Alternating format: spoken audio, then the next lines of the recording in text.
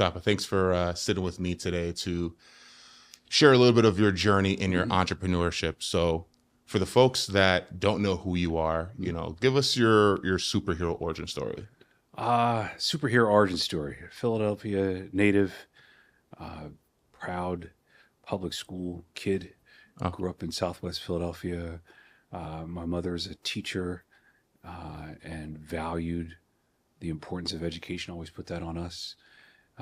So recognized at a young age just how important and critical that was. Grew up in a different time, a different world than we live in now. Shaped by my environment. My environment shaped me. I shaped my environment. All of those things. I think my superhero story is a motor in a direction. Like it's just go, go, go, go, go, go. My mother says I've always been like that, and I see that in my children now. We just go in one direction, undeterred, undaunted, and just willing to press on no matter what happens. So that tenaciousness. Yeah. I had it as a kid, and been able to find positive outlets and constructive outlets in which to put that into and turn it into something. Wow. That's incredible. And I do have to comment. I do follow you on social media. Yeah.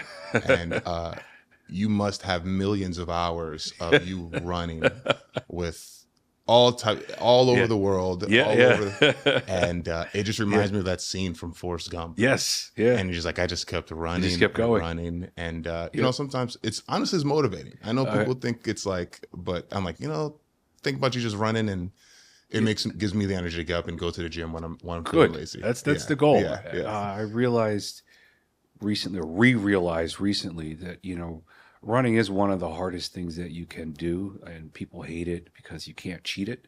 Yeah. You got to go do the stuff, and what you put into it is exactly what you get out of it. There are no shortcuts in it. That's what you get. And it's literally like a metaphor for life. It's just one. You don't have to worry about the whole thing. You got to worry about the next step. That is it. Yeah. That is all you have to worry about is the next step. And then can I do another step? And then can I do another step? And then after a while, you've got a whole bunch done. But it really is just keep going. And it's not about the running. It's forcing yourself to understand that you can do really hard things in the form of running. So it's like a mental health experiment, building exercise as cloaked in really nice running shoes. Yeah. That's what it is. Yeah, I'm waiting for Brian to pick you up, because it's always running. The form is like wow, this guy looks like he's been running for 1,000 miles. He's got another 1,000 left in the tank. Yes, that's the goal. Yeah. So let's talk a little bit about Bellevue Strategies, right? So for folks who are not also familiar, what is it that you do? What is the problem that you solve with your business? Yeah. So I'm glad you said that. It is a problem that we solve. People call us for one or two reasons. Usually they're in trouble. They want inspiration, or they call us for desperation. So desperation, there's a problem. Someone on our team has the expertise to fix it, be it crisis communications or something's gone wrong on their business. They need some help. Inspiration, they have a really good idea. They want us to help scale it. So it's one of those two ways. And those are the entry points to do it. But what Bellevue Strategies is a government relations firm. We help people get connected to city and state government for any variety of problems. So city, local, state, federal government, any variety of problems that people might have. Sometimes it's lobbying to get a bill passed, to get a bill not passed, to get changes to a bill that's going to help their industry or their organization. Sometimes it's funding, sometimes it's zoning. Sometimes they need an elected official to be at a ribbon cutting event. Like, it's all sorts of things that people need for government relations services. It's ordinances and regulations. What we're seeing a lot lately is technology can't regulations don't keep up with technology. There's new technology all the time. And it's, how do we regulate it? How do we hold it? How do we embrace it? How do we make it a level playing field for everyone? And technology is always going to be innovative, and government is never going to be able to catch up with it. Yeah. So government is in the enviable position of trying to keep up with it. And we work with a lot of technology partners to try to explain to government, this is what you should be thinking about doing, not thinking about doing. Here's what's possible. Here's what's not possible. So still allow an environment for people to innovate. Okay. And have you always you know, when you got into this line of work, is this something that you've always wanted to do, or is that? Yeah, so since I was about 14. Really? Yeah, since I was about 14 years old. I tell this story. Rest in peace. There's a gentleman named Tommy St. Hill, and I was doing an internship. I was 14 years old doing an internship at the Philadelphia Tribune, and just happenstance. And I tell this story because I remember it. This was 37 years ago. And I can remember this like it were yesterday.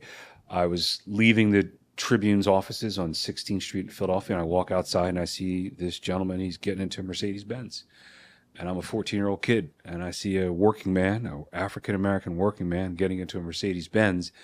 And at the time, only people I knew who drove Mercedes-Benz were hustlers. Yeah. And so I was enthralled. It's like, what is it that this guy does? I've never seen a working man in a nice car before. It's funny. It's a story. When you go to these career days now, and I call them the scared, bored, stiff days, and you go tell them what you do for a living, the kids don't care. Yeah. They don't.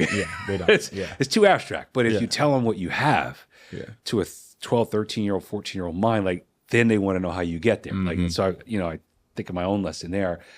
And he was a journalist for the Inquirer, but he had a political consulting thing he did on the side, and I was just like, whatever that is, I want to know more about that.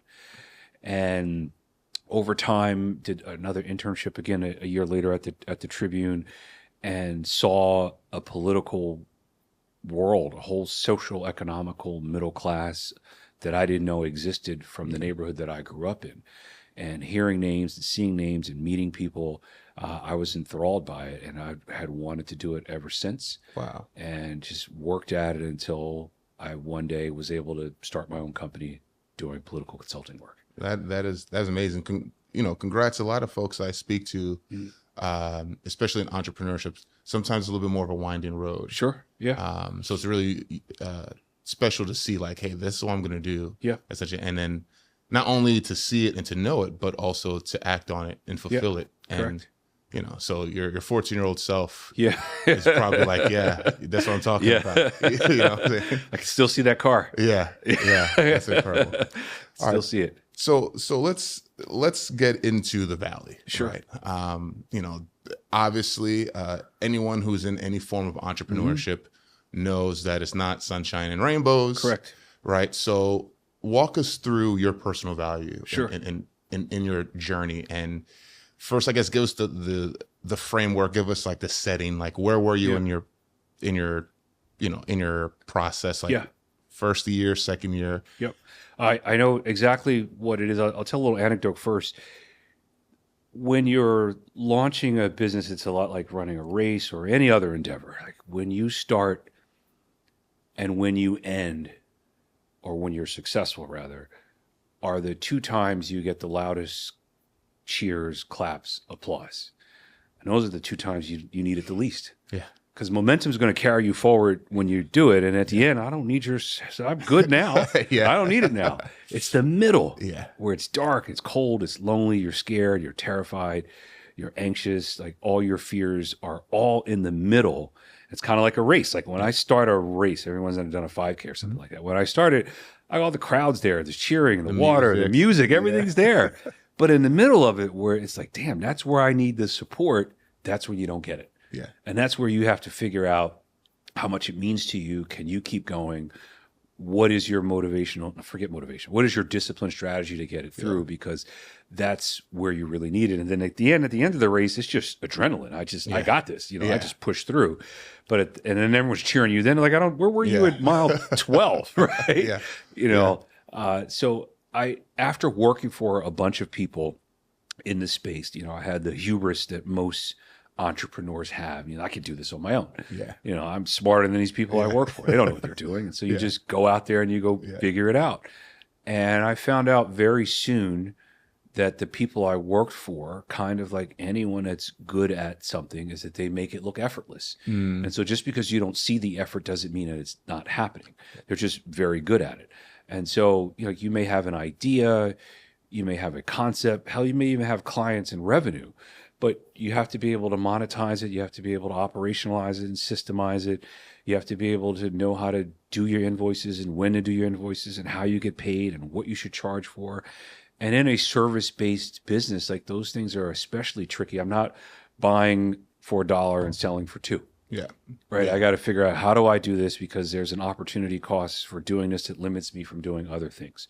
So again, out the gate, started well, had clients, had a business plan, thought I knew what I was doing. And again, it's great. First year, you're like, this is easy. I'm humming along. I'm doing everything. You're excited just to be there. You say yes to things that you should say yes to. You say no to things that you probably should say no to. You're just happy to be in it. But then after the first year, things kind of settle in. I always think that if you have success too soon, that might be the worst thing that could ever happen to you. They'd say that if you hit the lottery, it's the best and worst day of your life. Yeah.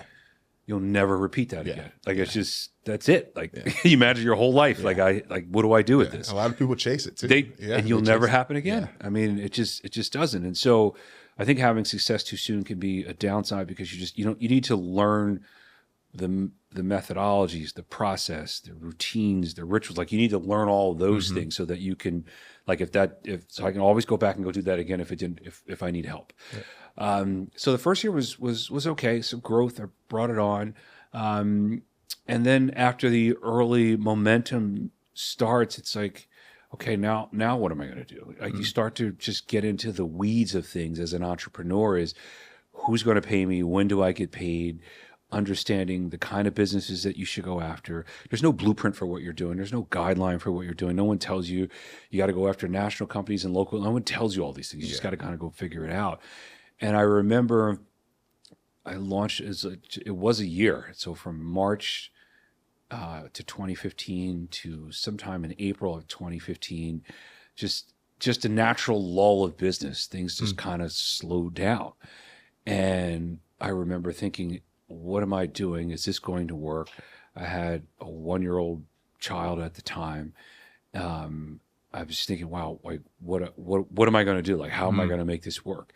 And I remember I was down. I had owed rent for a couple of months. The building was being nice, but I had owed rent. I was back rent for a couple of months, and I had $40 in my name.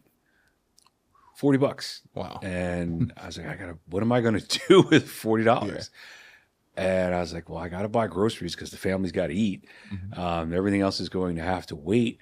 But I literally was down to my and it was a revenue problem. Like I was waiting for clients to pay me. You know, it's unseemly to go ask people for money too many times. Because it's like, you asked for the work. Well, our process is 180 days. Like, we got it. Yeah. But you asked for this. So you just kind of got to wait that out.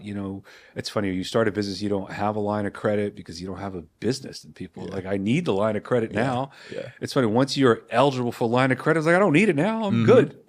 Yeah. I don't need it. It's funny, as the longer you're in business, the more people want to offer you money. It's like, where were you when I started? This could have been helpful years ago. I don't need it now. I don't need it now. You get it because it helps you sleep at night. But when you need it, and they ask, I need 3 years of tax returns. Like, I started 6 months ago. How do I have 3 years of tax returns? I just started 6 months ago. They want you to personally guarantee it. Like all those things that you need. There needs to be a reverse of how we finance businesses. But anyway, I was down on my last $40, and I remember I got it. This was a time where you got checks in the mail.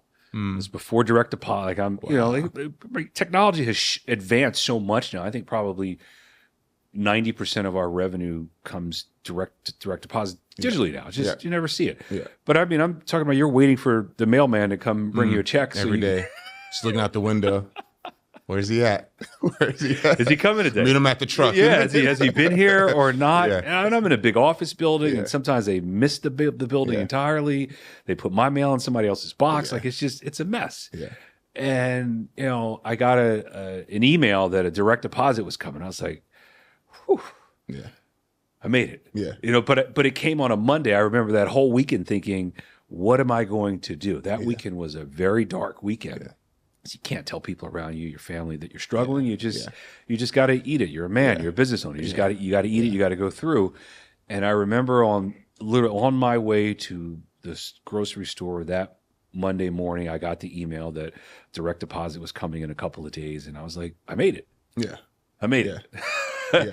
And then the next one comes, and then the next one comes after that, and then you get more clients, and then clients renew.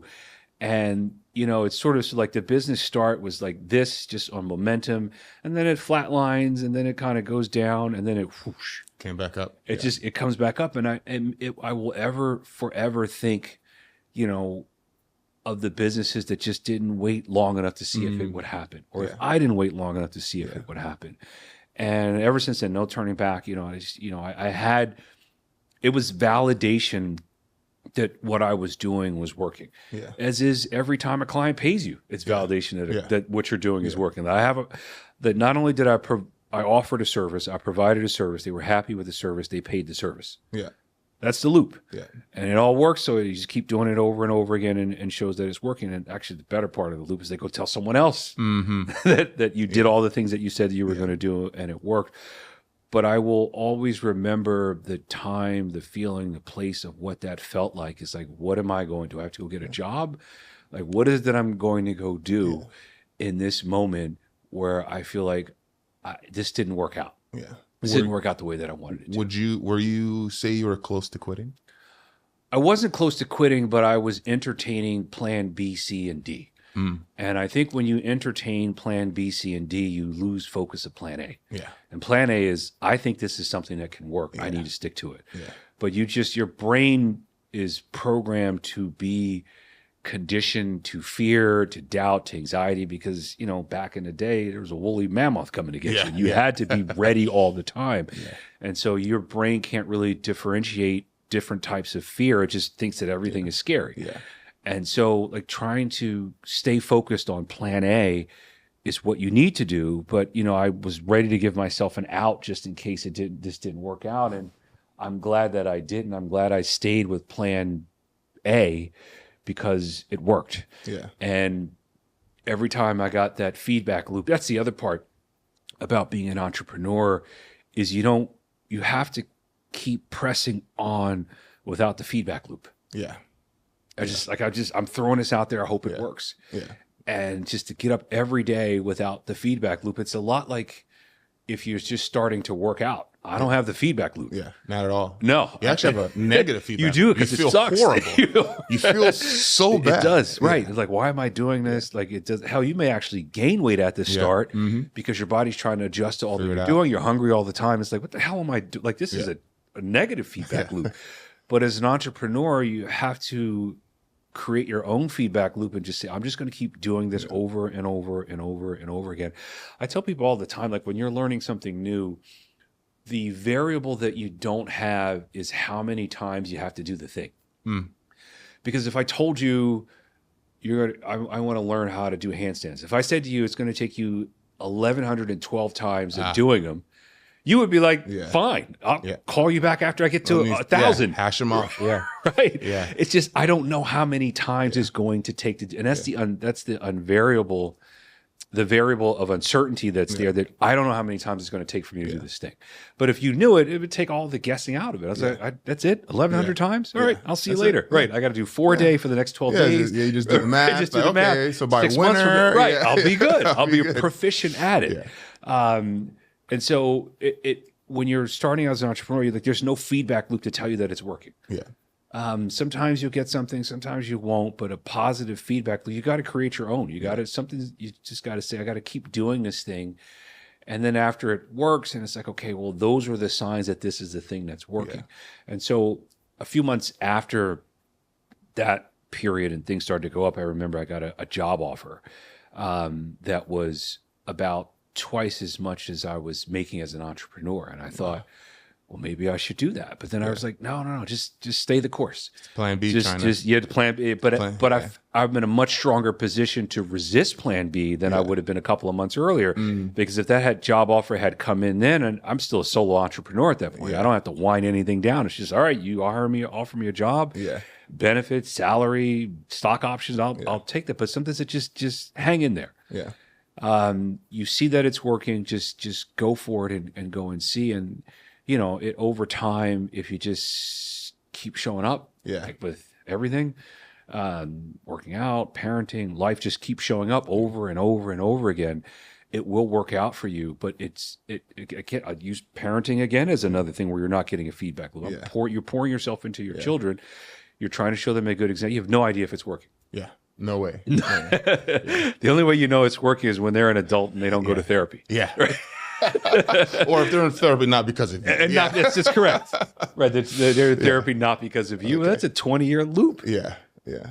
So I've got some follow-up questions. So if back being a superhero, I feel like you seem like someone who's just, when you're focused on it, you're going to keep going, right? Yep. So would you say that's like your superpower? Like just to keep going. Just to keep going. Yeah, just keep going, because it's just going backwards is not a choice. You take out all the other options. When you have people that rely on you, people that depend on you, just got to just keep going. Yeah. Entrepreneurship requires almost not an arrogant level, but you have to be. You have to be. Okay. Listen, let me tell you something. You have to think I am the absolute greatest. You do. To do what this takes. Correct. I was looking for the word hubris. There's a nicer way of saying arrogance, but it's the same thing. It's true though. It is. You gotta believe that I am good enough. Yep. To like go out on my own. Yes.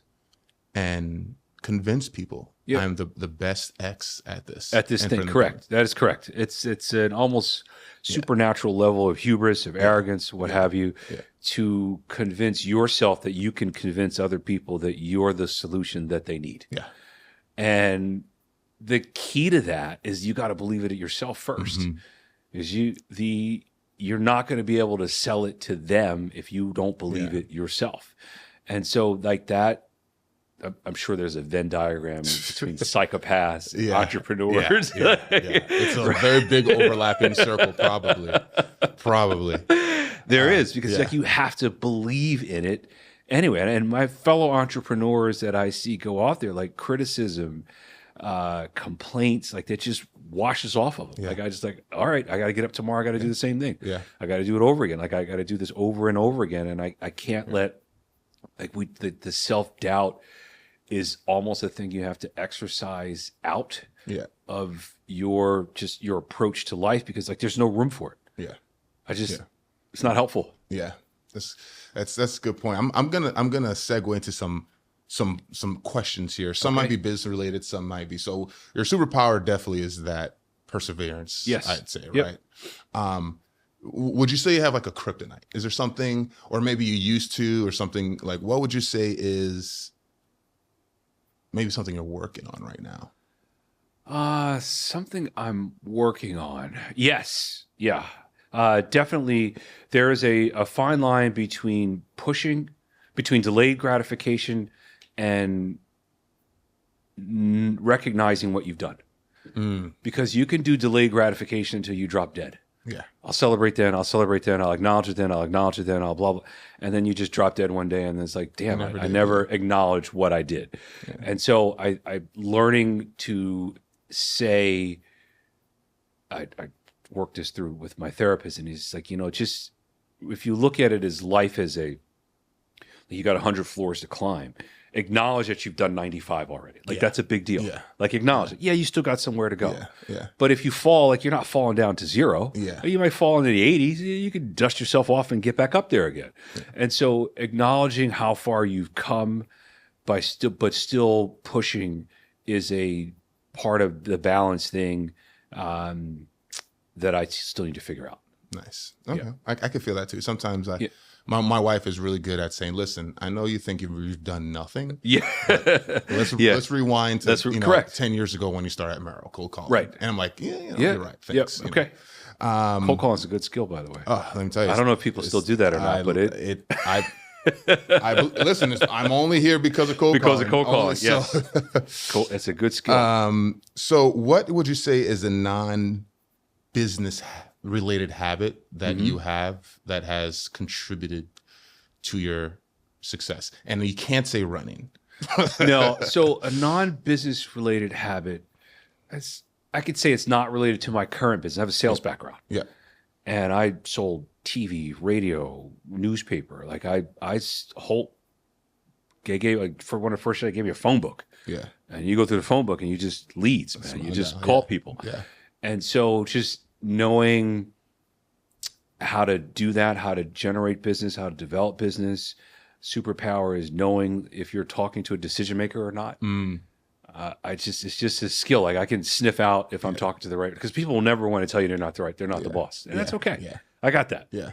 You don't have to tell me. I don't have to ask you. I understand you don't make the shot here. And so like I learned that in sales, like how to ask those questions without offending people. Like, are there other people that are involved in your decision-making process? Like you just like having a sales background, I think has helped me more in the business more. And then as I grew the business, to just focus on the parts that I'm the best at. And that's like on the sales side. Like so the operationalizing side, get someone else who's excellent at that to do that part. Allows me to work on what I do best. Yeah. Anything you're reading or listening to now? It's funny. There's I've been listening to. I didn't realize it was an old song. It came out in 2018. Lil Wayne's "Let It All Work Out." Oh, really? I thought it was new. I just like new to you. Yeah, it's new to you. Yeah. But it's like it's everywhere, and it's like why? And it's because it's everywhere. I thought it was new, and then I looked at it. It came out in 2018. Like how's this? But it resonates, and it just says, let it all work. Because there's a saying, everything works out in the end, and if it doesn't work out, it's not the end. It's just keep going. That's it's not the end. with the business quotes. Yeah, it's not the end. It's just, you just keep going. So you can't just pull up and be like, "I just didn't work out." It's like, well, why did you stop? Yeah. If it didn't work out, why did you stop? So just keep going. Yeah. Awesome. Yeah. Two quick questions, and then we can wrap this up. One, any recent milestone that you're proud of? Yes, absolutely. We just hit our 10-year anniversary. Oh, congrats. And this rewinds back to your other question about something I need to do more. We're having a 10-year anniversary party in September. Yeah. And I didn't want to do it because I hate the spotlight. I hate talking about it. I don't want to deal with it. I don't want to talk about the company. I don't want to do it. I just want to work. Yeah. I want to and hang out. But I need to do this because it is a big deal. Yeah. To make it 10 years in a business, it is a big deal. And I want to thank and acknowledge the people that I've worked with, people that have worked for me, and people that have been part of that success. So yes, we are actually doing that. Awesome. And last question is, where can people find you? On social media, Mustafa Rashed. I used to use X a lot. That's kind of gotten weird. Yeah. LinkedIn and of course on Instagram. Yes. Awesome. Any parting words for someone who is down to their last $40, but they have an idea that they know will work out? Yeah, it's just this hyper, unreal, exaggerated belief in yourself is contagious. It's infectious. It's like an energy source. Go with that. Yeah, because something made you get started on it, and should the goal seem hazy, you could change the plan, but like keep the goal. Like maybe I can get there a different way. A piece of advice someone gave me, like in Major League Baseball, there's like 1,600 players. Every one of them had a different goal, a different dream, a way, a path, or whatever that got them there. But they all had the same goal. Yeah, I want to be a Major League Baseball player. Yeah. I can't tell you how to get there. I just know that you have to want to get there, and you figure out how to get there. There's no one way. Yeah. It's you just got to go every day, wake up, like this is what I want to do. Ignore all the other things that are not that and focus on that thing. That's a great way to put it. There was one of my very first mentors back at Merrill. When I was asking, what should I do? Even though I only could cold call, he was like, listen, everything's going to work and nothing's going to work.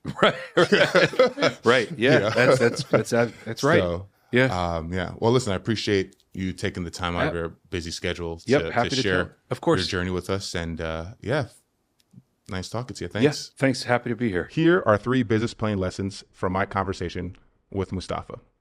Lesson 1, focus on the next step, not the mountain. Mustafa compared running a business to running a long marathon. Break bigger goals into smaller steps so progress feels possible. Lesson 2, early success needs structure. Momentum early on can lead to blind spots in your process, your systems, and your overall business plan. Business planning means formalizing your processes early so your success is sustainable and not accidental. Lesson 3, stick to plan A until it proves otherwise. At one point, Mustafa was down to his last $40, and entertaining other plans would have only divided his focus. Resource your main plan fully before diverting to plan B, C, D, or E. So whether you're mapping short-term milestones, building systems behind your wins, or doubling down on your core vision, planning is what turns perseverance into long-term success.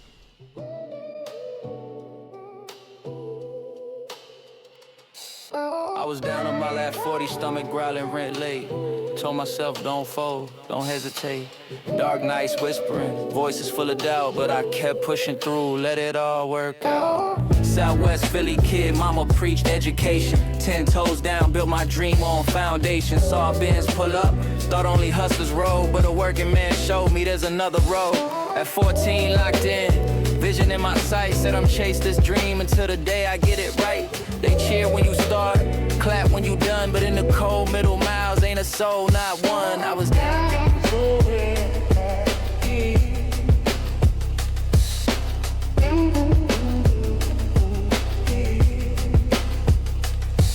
I was down to my last 40, stomach growling, rent late. Told myself don't fold, don't hesitate. Dark nights whispering, voices full of doubt, but I kept pushing through, let it all work out. Client slow paying, mailman running late.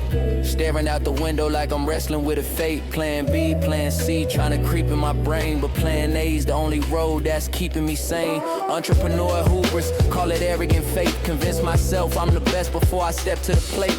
Discipline over feelings, that's the code I recite. Gotta show up in the dark till I step in the light. 100 floors climbing, I ain't start from the dirt. I might fall back 20, but I know what I'm worth. No blueprint, no map, only hunger and doubt. But the echo in my soul said it'll all work out. 10 years later, throw a party I ain't want. I don't like the spotlight, I just grind, that's my hump. But the truth is success ain't about the lone climb. It's the people that believed and the ones who gave time. So for the kid with a dream and a pocket on knee, keep the goal locked tight, don't let go of the key. Every step is a prayer, every mile a shout. Keep moving, keep going, let it all work out.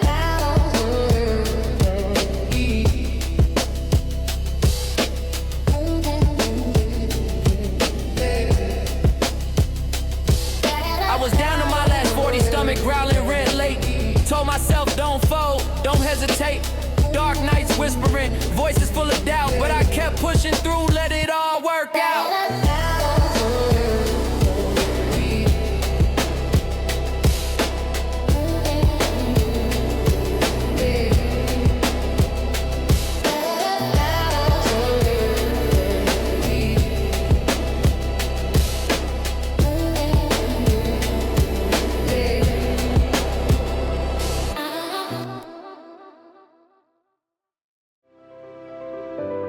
Liberty One Wealth Advisors is a registered investment advisory firm located in the state of Pennsylvania.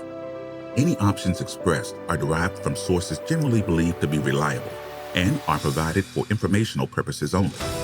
It does not constitute any form of advice or recommendation to buy or sell any securities, adopt any investment strategy discussed, or invest in any specific product. Nothing contained in this podcast constitutes investment, legal, tax, or other advice, and is not to be relied on in making an investment or other decision.